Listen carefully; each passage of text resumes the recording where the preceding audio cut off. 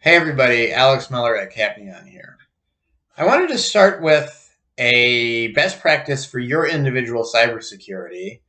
I'm then going to talk about a type of cyber attack called credential stuffing.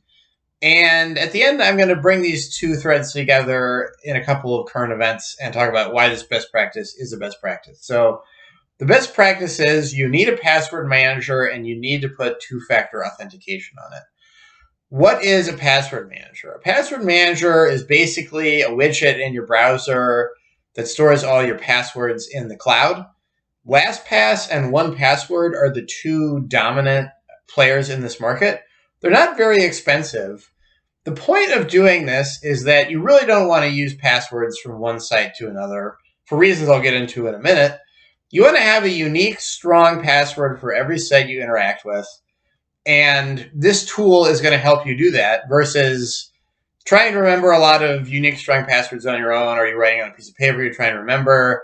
That's how people end up with 1, 2, 3, 4, 5 as all their passwords, and that's obviously really bad news. What's two-factor auth? I hope you've heard of it already because it's pretty important at this point.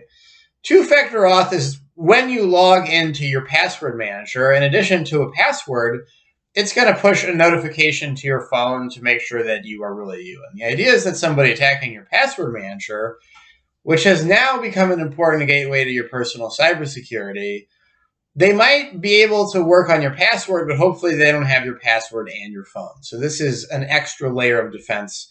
It's like a lot of castles have 2 rings of walls. It's quite valuable and I think is just sort of a universal best practice at this point.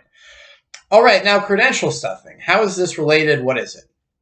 Credential stuffing is I am a cyber criminal and I succeed in getting a lot of data from some not very well protected, not very professional website. And maybe as part of that data dump I steal, I get people's usernames and passwords. And where this intersects the password manager is one thing I could try to do next is I could try to go to a better protected site that I might not otherwise be able to breach under the presumption that maybe some people are reusing their passwords. And then I could just try all the passwords in my dump from the less well protected site and maybe somebody reused a password. And then I can now get into whatever their actually core important thing is, like their email. And I wouldn't have been able to before if they hadn't been able to, if they hadn't been reusing passwords and reusing a password for an important thing on a maybe less well-protected site. All right, so that's credential stuffing. Credential stuffing is one of the primary reasons you need a password manager. Where does the two-factor auth come in?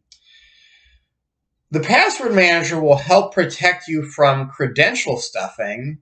At the end of the day, the password manager is the thing that it cannot protect from credential stuffing because you can't put your password for your password manager in your password manager.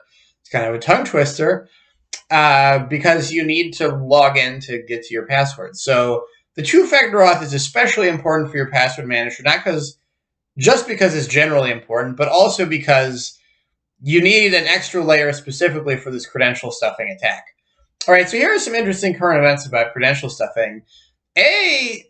I'm aware of this issue right now and talking to you about it because a couple weeks ago, Lastpass, which happens to be the password manager I use, was targeted by a credential stuffing attack. So Lastpass was seeing login attempts from sketchy locations, which I believe they understood to be sketchy and blocked, but in some cases actually had username and password information that was correct.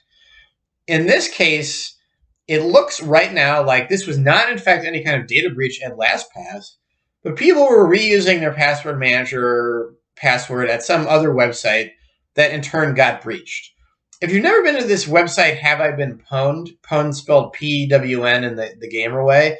It's worth checking out this website. I guarantee you that you've had an email address that was lost in a data breach at some, like office supplies delivery startup you joined 15 years ago and never used in startup, or some totally obscure thing you've forgotten about. And if you're reusing passwords, that breach could be the gateway to getting you in trouble. By a similar token, credential stuffing is often also a way that cyber attacks that had not previously been discovered are discovered. So there's an interesting lawsuit going on in New York now A bunch of data breaches were discovered because usernames and passwords are showing up in credential stuffing attacks. Well, where did those credentials come from? An investigation revealed they must have actually been taken from these other websites that must have had a breach, but that breach had not been discovered. It's worth noting people often don't know when they have been breached for a while, and people find out in weird ways. So if you don't remember anything else from this video, remember, get a password manager, use two-factor auth.